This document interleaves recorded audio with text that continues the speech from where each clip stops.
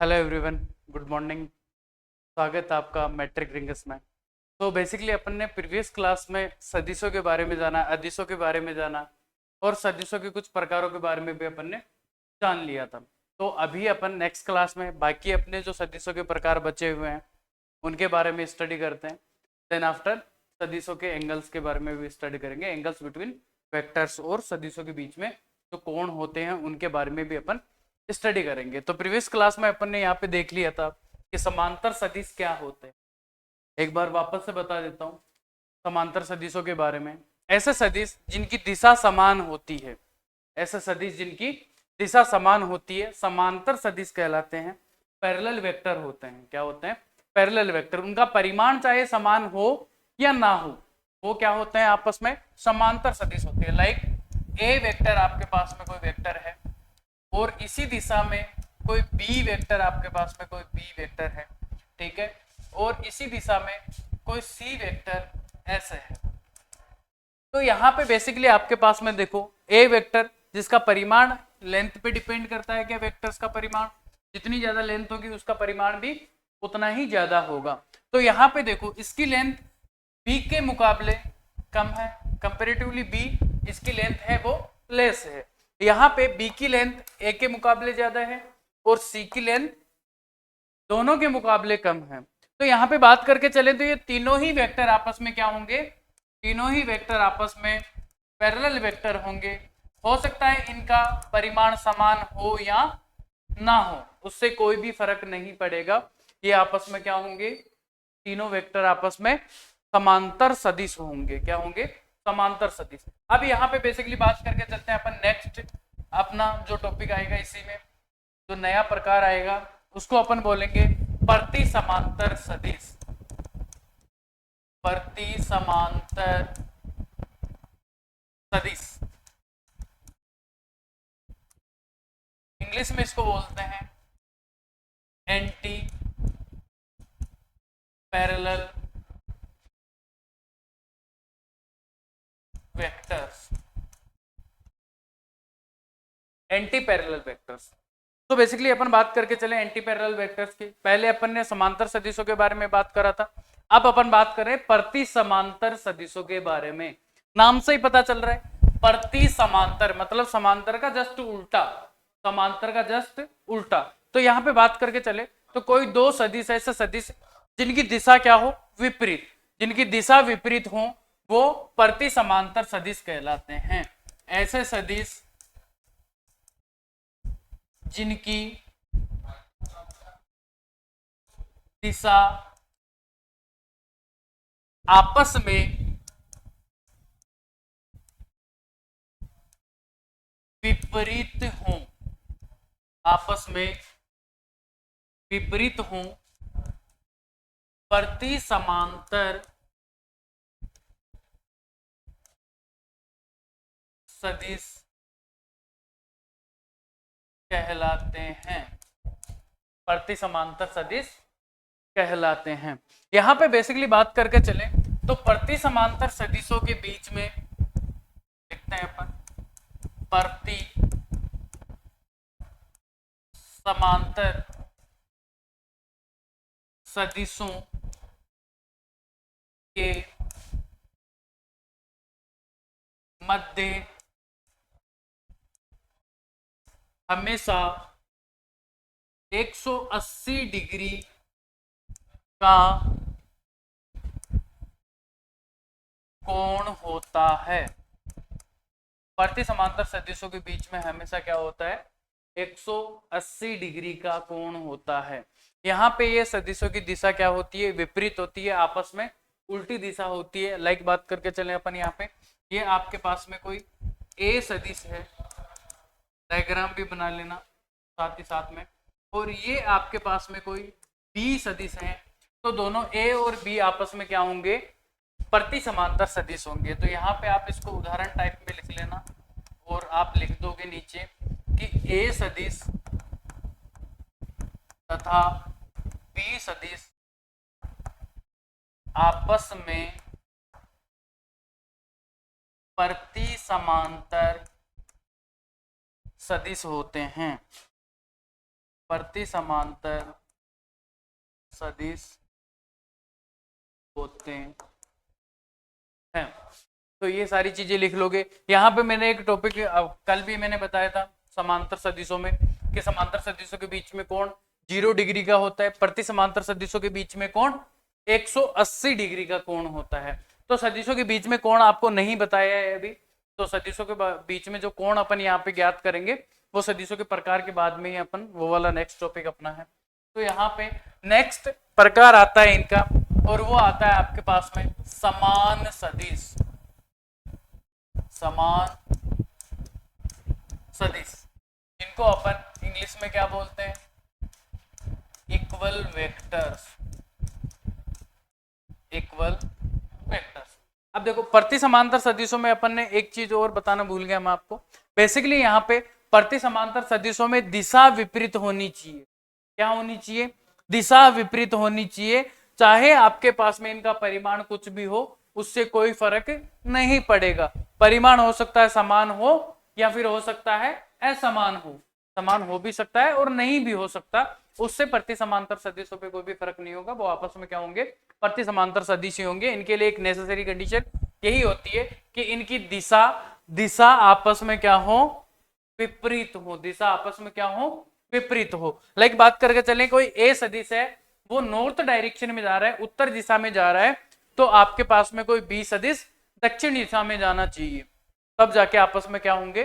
प्रति समांतर सदिश होंगे। तो यहाँ पे नेक्स्ट अपन देख रहे हैं समान सदिश, इक्वल वेक्टर्स। समान सदिश, समान सदिश क्या होते हैं? ऐसे सदिश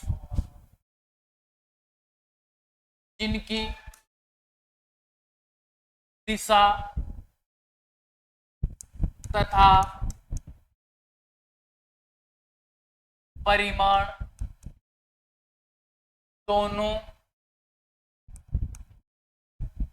समान हो या फिर सेम हो, समान हो, समान सदिश कहलाते हैं। Those vectors which have same direction and same magnitude are known as equal vectors. तो सदिश जिनकी दिशा और परिमाण दोनों समान हो, समान सदिश कहलाते हैं। यहाँ पे अपन लिख सकते हैं यहाँ पे कि समान सदिशों के मध्य 0 डिग्री का कोण होता है। 0 डिग्री का कोण होता है। ये समान सदिश होते हैं। यहाँ पे आप एक पॉइंट और डबल एरो का साइन लगा के लिख सकते हो। क्या यहाँ पे देखो ये वाली कंडीशन फॉलो कर रहा है? क्या दिशा समान है और 0 डिग्री का कोण है, तो ये कौन से सदिशों में जा सकता है? ये समांतर सदिशों में जा सकता है। तो यहाँ पे आप लिख दोगे इसको कि सभी समान सदिश, यहाँ पे इसको एरो का साइन नहीं लगा के आप नोट पे लगा के लिख सकते हो। इसको नोट में ही लिख लेना, तो बेटर रहेगा। सभी समान सदिश समांतर सदिश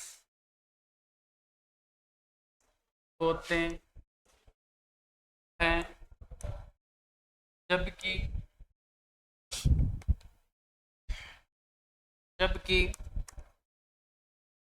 सभी, अच्छा की लगाना भूल गए, जबकि सभी समांतर सदिश समान सदिश को ऐसा जरूरी नहीं। यहाँ पे बेसिकली क्या होता है, सारे के सारे इक्वल वेक्टर्स होते हैं आपके पास में, समान सदिश होते हैं, वो समांतर सदिश होते हैं, लेकिन जरूरी नहीं है कि आपके पास में सारे ही समांतर सदिश समान सदिश भी हों। समांतर सदिश समान सदिश वही होंगे जिनका परिमाण समान हो, जिनका परिमाण क्या हो, समान हो। वही सदिश आपके पास में कौन से होंगे, समान सदिश। समांतर सदिश वही समांतर सदिश समान सदिश होंगे जिनका परिमाण भी क्या हो, समान हो। अदरवाइज समांतर सदिश ही रहेंगे। बाकी समान सदिश हैं आपके पास में, इक्वल वेक्टर्स हैं, वो सारे के सारे कौन से कैटेगरी में आ जाएंगे, समांतर सदिश वाली कैटेगरी में आते हैं, क्योंकि इनकी दिशा क्या होती है, समान होती है। इनके उदाहरण यहाँ पे आप लिख सकते हो, यहाँ पे आप उदाहरण में लिख सकते हो। कोई ए वेक्टर है ऐसा करके, कोई बी वेक्टर है आपके पास में ऐसा करके, और कोई सी वेक्टर आपके पास में ऐसा करके, तो ये सारे आपस में क्या होंगे, समान सदिश होंगे। देखो यहाँ पे ए वेक्टर और बी वेक्टर की लेंथ सेम है क्या, सेम लेंथ पे आपके पास में सी वेक्टर है, और लेंथ डायरेक्टली प्रोपोर्शनल होती है मैग्नीट्यूड के, लंबाई डायरेक्टली समानुपाती होती है किसके, परिमाण के। तो इनका परिमाण भी क्या है, समान है, और दिशा भी क्या है, समान है। बात करके चले तो ये अगर आपके पास में नॉर्थ डायरेक्शन में है तो ये भी किस में होगा, नॉर्थ डायरेक्शन में, और ये भी किस में होगा, नॉर्थ डायरेक्शन में होगा, उत्तर दिशा में ही होंगे सारे के सारे। तो ये वाले सारे सदिश क्या हो जाएंगे, समान सदिश। और इनको लिखते कैसे हैं, इनको लिखते हैं A vector equals to B vector equals to C vector ऐसा। और भी इसमें D vector, F vector, G vector, अपन जितना ले सके उतने हो सकते हैं यहाँ पे सदिश, लेकिन उनकी दिशा और परिमाण दोनों क्या होने चाहिए, समान होने चाहिए। तो वो सारे के सारे क्या हो जाते हैं, समान सदिश हो जाते हैं। कई बार आपके पास में ऐसा भी लिखा हुआ हो सकता है, कई बार सदिशों को ऐसे भी लिखते हैं, जैसे आपके पास में ए और बी ऐसा करके आपके पास में दूसरा सदिश होगा सी और डी। ये इसके टेल और हेड को रिप्रेजेंट करते हैं। ये दोनों पॉइंट आपके पास में किसको रिप्रेजेंट करते हैं, टेल और हेड को। और इनको लिखते कैसे, जैसे ए से बी तक आपके पास में कोई सदिश जा रहा है तो इसको ऐसे लिखेंगे ए बी सदिश, सी से डी तक जा रहा है तो इसको लिखेंगे सी डी सदिश। क्या लिखेंगे, सी डी सदिश। यहाँ पे आपके पास में इनकी दोनों की क्या है, दिशा समान है और परिमाण भी समान है। कोई अनदर अपन ले लेते हैं, यहाँ पे मोस्टली पी क्यू भी दिया जाता है, तो पी क्यू, तो ये वाला सदिश आपके पास में क्या हो जाएगा, पी क्यू सदिश हो जाएगा। इसको भी उदाहरण में आप लिख लेना, ऐसे भी लिखा हुआ हो सकता है आपके पास में। और इनको कैसे लिख देंगे अपन, ए बी सदिश, सी डी सदिश इक्वल्स टू पी क्यू सदिश। ये तीनों सदिश भी आपस में क्या होंगे, समान होंगे। क्या होंगे, समान होंगे। यहाँ पे बेसिकली बात करके चले तो ये तीनों सदिशों का परिमाण क्या है, समान है, और दिशा क्या है, समान है। तो ये तीनों आपस में क्या हो गए, समान सदिश हो। इसके बाद में अपन बात करते हैं नेक्स्ट, आपके पास में जो प्रकार आता है वो आता है ऋणात्मक सदिश। क्या आता है, ऋणात्मक सदिश, या फिर उनको अपन बोलते हैं विपरीत सदिश। क्या बोलते हैं, विपरीत सदिश। दोनों का मीनिंग बता दूंगा कि इनको क्यों बोलते हैं ऐसा। यहाँ पे लिखते हैं अपन ऋणात्मक सदिश या फिर विपरीत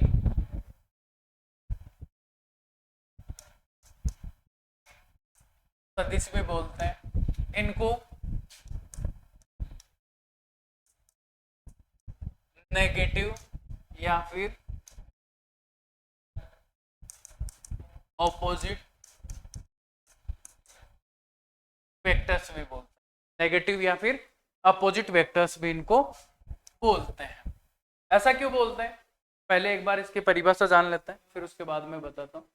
वैसे बेसिकली आपके पास में इसकी परिभाषा होती है कि ऐसे सदिश जिनका परिमाण समान हो तथा दिशा विपरीत हो। परिमाण तो क्या हो, समान हो, और दिशा क्या हो, विपरीत हो। तो ऐसे सदिश आपके पास में ऋणात्मक सदिश या फिर अपोजिट सदिश होते हैं, विपरीत सदिश होते हैं। ऋणात्मक सदिश या विपरीत सदिश होते हैं, नेगेटिव वेक्टर या फिर ऑपोजिट वेक्टर इनको बोलते हैं। ये आपस में अपोजिट या फिर ऋणात्मक होते हैं। लिख देते हैं एक बार डेफिनेशन, इसकी परिभाषा लिख देते हैं। ऐसे सदिश जिनका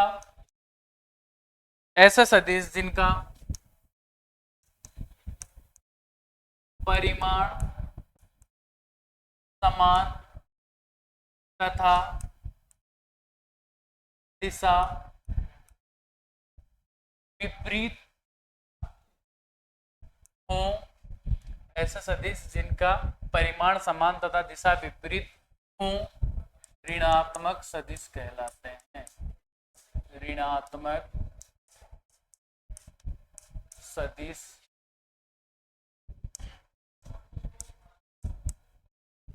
कहलाते हैं। इनमें एक पॉइंट अपन यहाँ पे लिख सकते हैं। क्या पॉइंट लिख सकते हैं? इनमें पॉइंट लिख सकते हैं कि इन सदिशों के बीच में, या फिर यहाँ पे आप लिख सकते हो कि ऐसे सदिश जिनका परिमाण समान हो, दिशा विपरीत हो, ऋणात्मक सदिश कहलाते हैं, या फिर आपस में ऋणात्मक सदिश कहलाते हैं। उससे कोई फर्क नहीं पड़ता, क्योंकि ऋणात्मक सदिश कहलाएंगे तो आपस में ही कहलाएंगे। तो यहाँ पे कई बार डेफिनेशन में आपको ये भी लिखा हुआ हो सकता है कि आपस में ऋणात्मक सदिश कहलाते हैं। तो दो सदिशों का जब अपन कंपैरिजन देखते हैं तो वो क्या होता है? आपस में ही तो होता है। तो आपस में ऋणात्मक सदिश कहलाते हैं या फिर ऋणात्मक सदिश कहलाते हैं, इससे कोई भी फर्क नहीं पड़ेगा। यहाँ पे बात करके चले तो विपरीत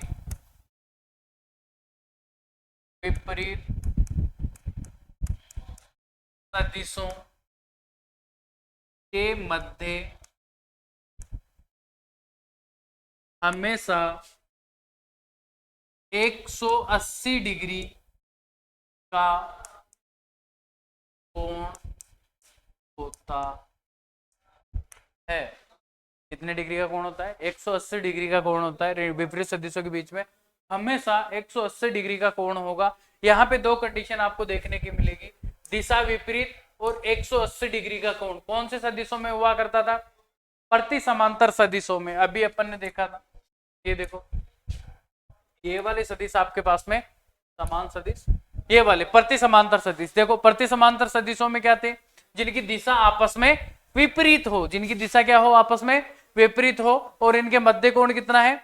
180 डिग्री। क्या ये वाली दोनों कंडीशन आपके पास में ऋणात्मक सदिशों में आ रही है? ऋणात्मक सदिशों में आ रही तो अपन क्या बोल सकते हैं कि सभी विपरीत सदिश, विपरीत या ऋणात्मक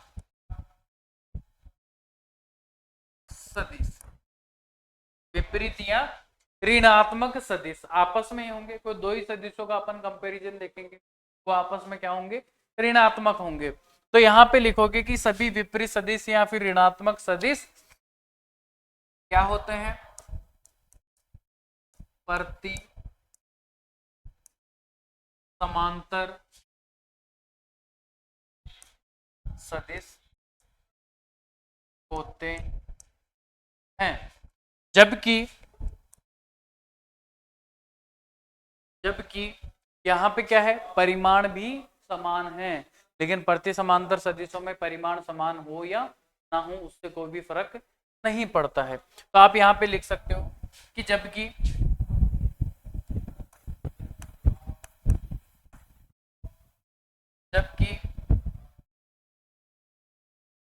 यहां पे लिखो सभी प्रति समांतर सदिश, सभी प्रति समांतर सदिश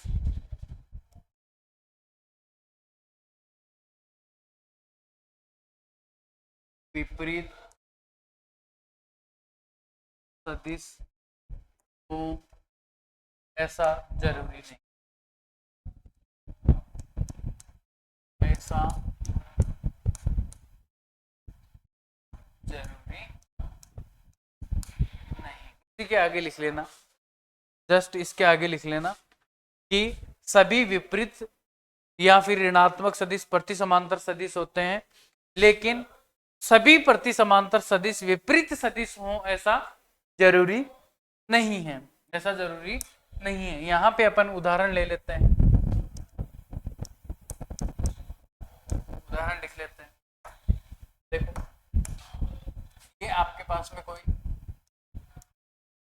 ए वेक्टर है, ए सदिश है और ये दूसरा आपके पास में कोई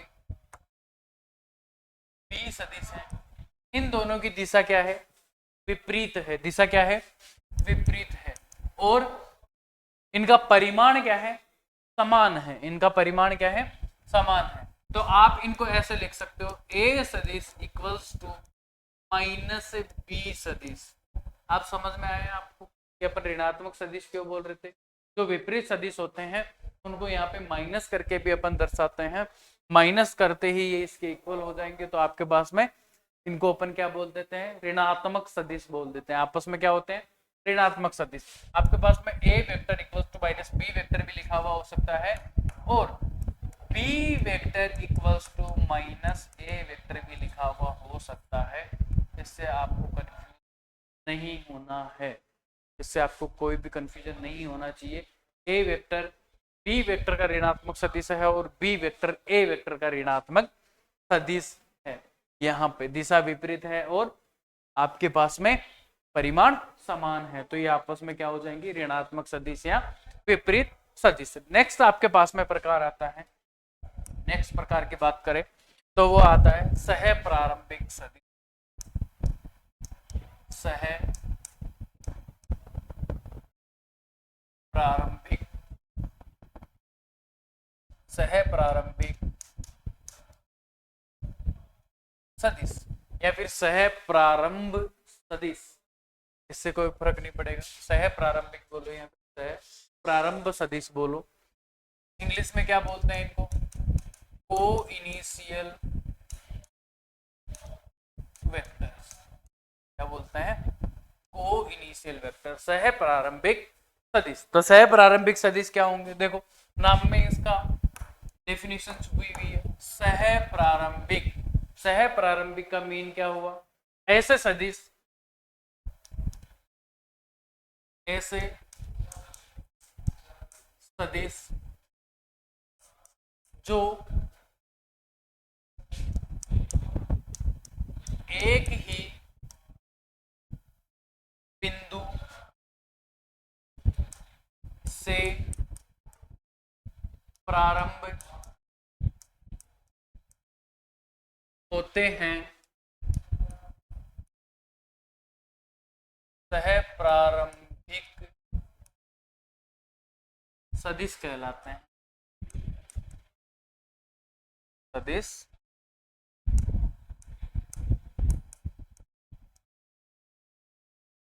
कहलाता है ऐसा सदिश जो एक ही बिंदु से स्टार्ट हो रहे हो, जिनका स्टार्टिंग पॉइंट एक पहला बिंदु जो आपने लिया है या फिर कोई सा भी ऐसा बिंदु जहां से उस बिंदु से वो सारे सदिश स्टार्ट हो रहे हो, जहां से वो प्रारंभ हो रहे हो, वो सारे सदिश आपस में क्या होंगे?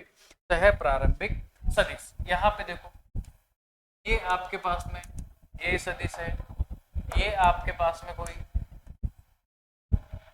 बी सदिश है, ये आपके पास में कोई सी सदिश है और कोई अनदर सदिश अपन ले लेते हैं। यहाँ पे ये सदिश आपके पास में डी सदिश है। ए सदिश, बी सदिश, सी सदिश और डी सदिश। देखो क्या इनका स्टार्टिंग पॉइंट ये ओ पॉइंट है क्या, जिसको अपन ओरिजिन ले सकते हैं? इनका स्टार्टिंग पॉइंट क्या है? O point. इस ओ पॉइंट से ये सारे के सारे सदिश ए सदिश, बी सदिश, सी सदिश और डी सदिश प्रारंभ हो रहे हैं, स्टार्ट हो रहे हैं। तो ये सारे सदिश आपस में क्या होंगे? चारों के चारों सह प्रारंभिक सदिश। तो आप यहाँ पे लिख सकते हो उदाहरण में ये वाला डायग्राम बना लेना और नीचे लिख लेना ए सदिश, बी सदिश, सी सदिश तथा डी सदिश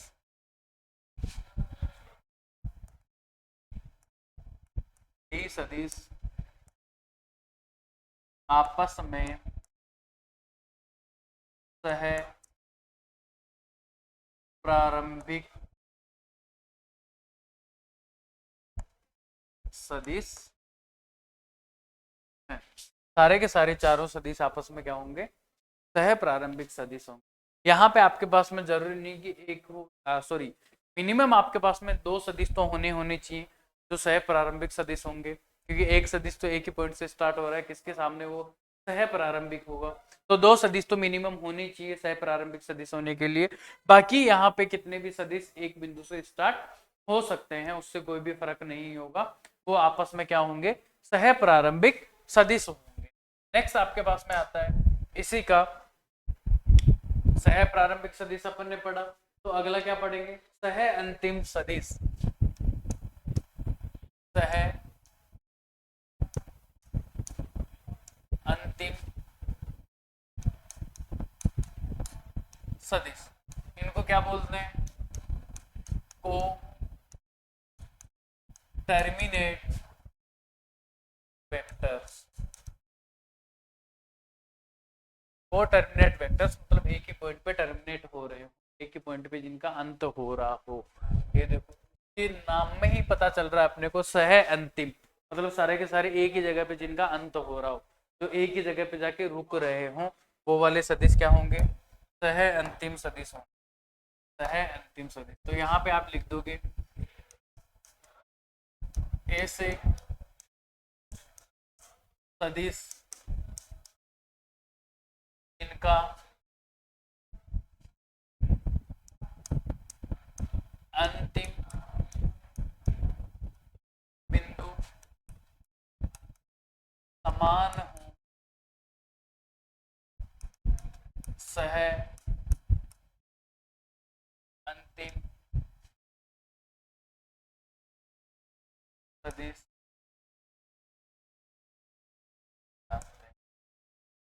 है।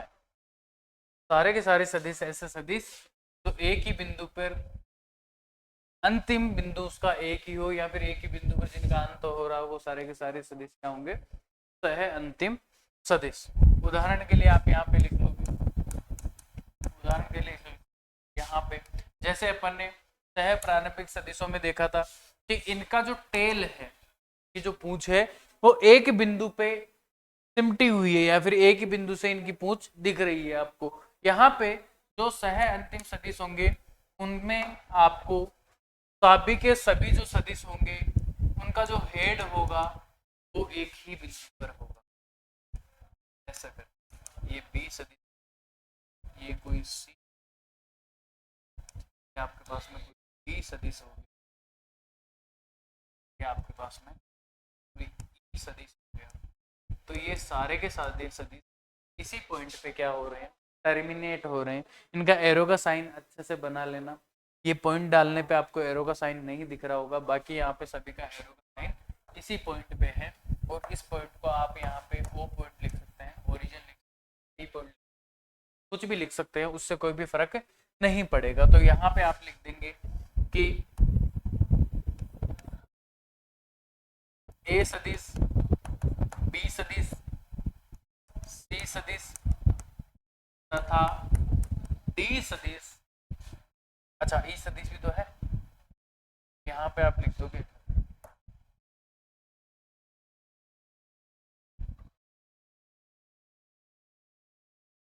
तो यहाँ पे आप लिख दोगे सी सदिश, डी सदिश तथा ई सदिश आपस में सह अंतिम सदिश। उदाहरण में लिख लेना सारी चीजें, ये आपस में क्या है, सह अंतिम सदिश है। पांचों के पांचों सदिश क्या होंगे, आपस में सह अंतिम सदिश, क्योंकि इनका अंतिम बिंदु एक ही है, इन अंतिम बिंदु क्या है, इनका समान है। नेक्स्ट अपन बात करके चलते हैं, सह प्रारंभिक हो गया आपका, समान सदिश हो गए। अब यहाँ पे एक सबसे प्रकार की बात करें तो सबसे इंपॉर्टेंट प्रकार आता है, और उनको बोलते हैं अपन समतलीय सदिश, कोप्लानर वेक्टर। समतलीय सदिश, ये वाला काफी इंपॉर्टेंट है। यहाँ पे आप लिख दोगे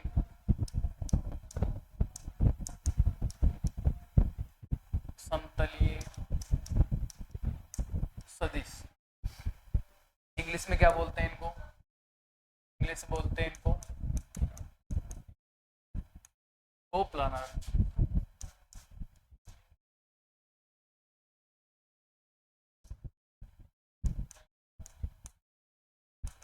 कोप्लानर वेक्टर, जिनका प्लेन सेम हो, जिनका तल समान हो, ऐसे सदिश क्या होते हैं?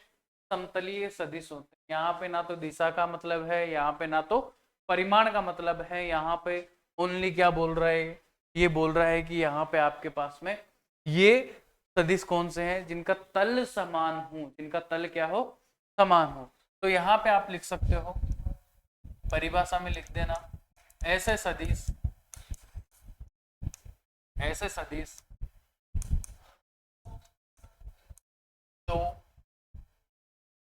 ऐसे सदिश जो एक ही तल में हो, जो एक ही तल में हो, या फिर आप यहाँ पे एक ही तल में मौजूद हो, ऐसा भी आप लिख सकते हो। ऐसा सदिश जो एक ही तल में हो क्या होते हैं? समतलीय सदिश होते हैं। समतलीय सदिश होते हैं। ऐसा सदिश जो एक ही तल में आपके पास में हो, या फिर जिनका तल समान हो, वो सारे के सारे सदिश क्या होंगे? समतलीय सदिश होंगे। उनकी दिशा का कोई भी अपने को मतलब नहीं है, दिशा चाहे कोई भी हो, परिमाण चाहे कोई भी हो, एक ही तल में हो। तल किससे रिप्रेजेंट करते हैं? तल अपन करते हैं दो दिशाओं से रिप्रेजेंट। इधर देखो, तल को अपन रिप्रेजेंट करते हैं दो दिशाओं से। ये आपके पास में कोई एक्स दिशा है, ये आपके पास में कोई वाई दिशा है। तो ये वाला जो तल होगा इसको अपन बोलते हैं एक्स वाई तल, एक्स वाई प्लेन बोलेंगे। हो सकता है आपके पास में जेड दिशा हो, ऐसा करके एक्स और जेड, तो यहाँ पे आप इसको बोलोगे एक्स जेड तल। हो सकता है आपके पास में वाई और जेड दिशा हो, तो ये आपके पास में कोई जेड दिशा और ये, तो आप इसको बोल दोगे वाई जेड तल बोल दोगे। मतलब आपके पास में तल को रिप्रेजेंट करने के लिए कितनी दिशाओं की आवश्यकता होती है? दो दिशाओं की आवश्यकता होती है। तो यहाँ पे आपके पास में समतल का मतलब क्या हुआ?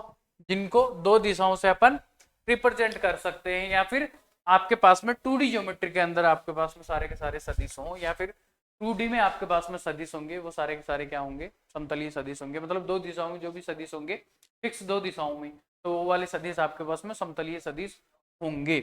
यहाँ पे आप उदाहरण के लिए लिख सकते हैं, या फिर पहले एक नोट डाल के लिख लो। नोट में आप लिख लोगे, नोट में क्या लिखोगे कि कोई भी दो सदिश, कोई भी दो सदिश आपस में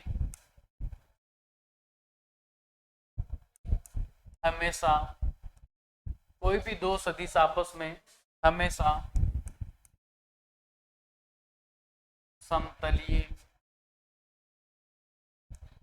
सदिश होते हैं। दो सदिश आपके पास में दिए गए हों तो वो हमेशा समतलीय सदिश होंगे, एक ही तल में मौजूद होंगे। उनके लिए अपन तल बना सकते हैं, उन दोनों सदिशों के लिए अपन तल बना सकते हैं और उनको रिप्रेजेंट कर सकते हैं। देखो आपको समझाता हूं मैं। यहाँ पे आपके पास में जब आपने कार्टेशियन कोऑर्डिनेट सिस्टम पढ़ा होगा या फिर कार्तीय निर्देशांक तंत्र पढ़ा होगा, तो उसमें तीन ही दिशाएं आपने देखी होगी। एक आपके पास में दिशा थी, एक आपके पास में दिशा थी एक्स दिशा, दूसरी थी आपके पास में वाई दिशा, और तीसरी आपके पास में जेड दिशा थी।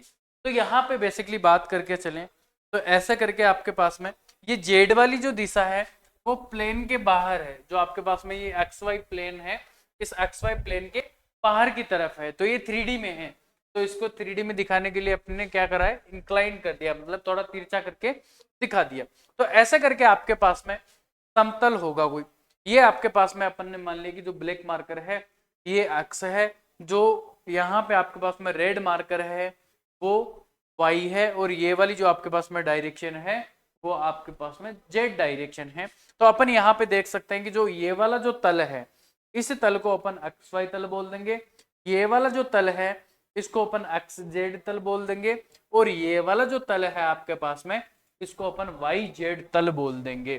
तो यहाँ पे आपके पास में हो सकता है इस तल में आपके पास में कोई सदिश हो हो सकता है आपके पास में कोई इस तल में आपके पास में सदिश हो, और हो सकता है आपके पास में कोई इस तल में सदिश हो।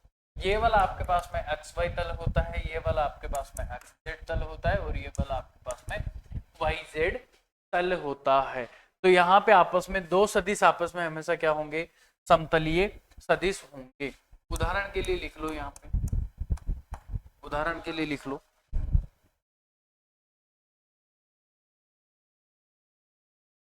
ये आपके पास में कोई ए सदिश, ये आपके पास में कोई बी सदिश है, ये आपके पास में कोई सी सदिश है, ये आपके पास में कोई डी सदिश है।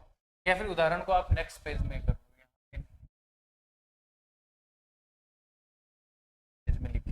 यहाँ पे लिख लो। ये आपके पास में कोई एक्स वाई प्लेन है, ये वाला प्लेन क्या है, कोई एक्स वाई प्लेन है। या फिर आप ऐसा डायग्राम बनाए, ये आपके पास में वाई एक्स में अपन ने रिप्रेजेंट कर, ये आपके पास में ए सदिश है, बी सदिश है, सी सदिश है,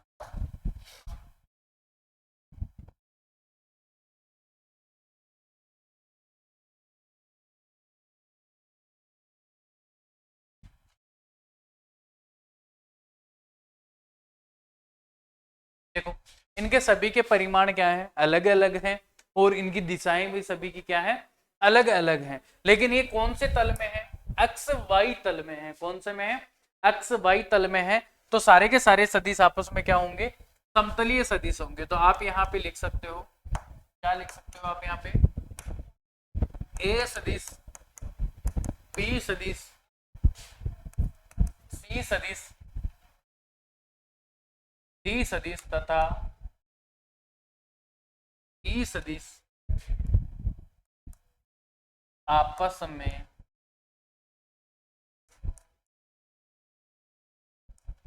समतलीय सदिश है, आपस में समतलीय सदिश हैं। जो अपन ने यहाँ पे नोट लिखा था, यहाँ पे क्या लिखा, कोई भी दो सदिश आपस में हमेशा समतलीय सदिश होंगे। तो यहाँ पे आप ये भी लिख सकते हो नेक्स्ट नोट में कि तीन सदिश समतलीय सदिश हो भी सकते हैं और नहीं भी हो सकते हैं। तीन या तीन से ज्यादा सदिश आपस में समतलीय सदिश हो भी सकते हैं और नहीं भी हो सकते, वो डिपेंड करेगा कंडीशंस पे। अगर सारे सदिश आपके पास में समतलीय सदिश में होंगे, तो एक ही तल में होंगे तो समतलीय सदिश होंगे, नहीं होंगे तो समतलीय सदिश नहीं होंगे। यहाँ पे देखो अपने पास में दो से ज्यादा सदिश हैं, दो से ज्यादा सदिश हैं, तो ये दो से ज्यादा सदिश आपके पास में क्या होंगे, यहाँ पे अपन ने कर दिया ना, इनको एक ही तल में मौजूद कर दिया, तो ये सारे के सारे समतलीय सदिश होंगे। अगर ये एक ही तल में नहीं होते, हो सकता था केवल आपके पास में ई सदिश एक्स जेड तल में हो सकता था आपके पास में डी वाला सदिश वाई जेड तल में हो, तो फिर ये आपस में क्या नहीं होते, समतलीय सदिश नहीं होते। जो सदिश तल से बाहर होता वो वाला सदिश समतलीय सदिशों में नहीं आता, बाकी के सारे सदिश समतलीय सदिशों में आ जाते। अब देखो यहाँ पे दो सदिशों का और बता देता हूँ आपको, क्या आपने एक नोट डाला है यहाँ पे, ये ए सदिश है और ये बी सदिश है। अब देखो यहाँ पे ये ए और बी सदिश आपके पास में दिख रहे हैं, तो ये दोनों आपस में क्या होंगे, समतलीय सदिश होंगे। कैसे, ये मान लेता हूं मेरे पास में कोई दो सदिश है, ये मेरे पास में क्या है, कोई दो सदिश है। अब दो सदिश हैं तो इनका एक तल तो ये हो गया, दोनों सदिश ऐसे ही तो होंगे, एक तल ये हो गया, दूसरा तल ऐसे भी होंगे तो भी एक ही तल में होंगे, ऐसे होंगे तो भी एक ही तल में होंगे, ऐसे होंगे तो भी एक ही तल में होंगे, या फिर ऐसे होंगे तो भी एक ही तल में होंगे। मतलब दो सदिश आपस में हमेशा समतलीय सदिश होते हैं। आज के लिए अपन इतना ही करेंगे, बाकी का अपन कल करेंगे।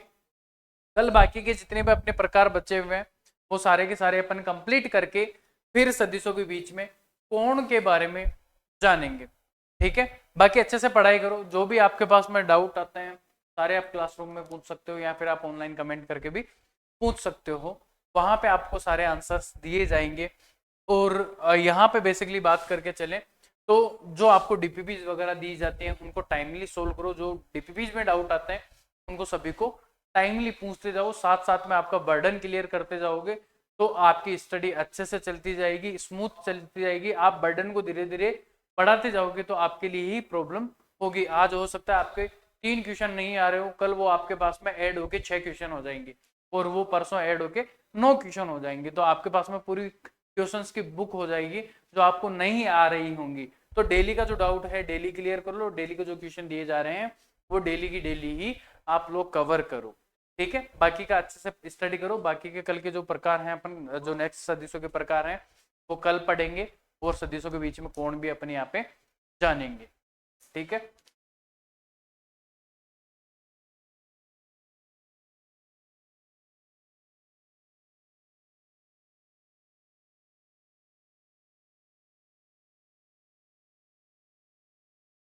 स्टॉप कर दूंगे रिकॉर्डिंग में, स्टॉप रिकॉर्डिंग है ना।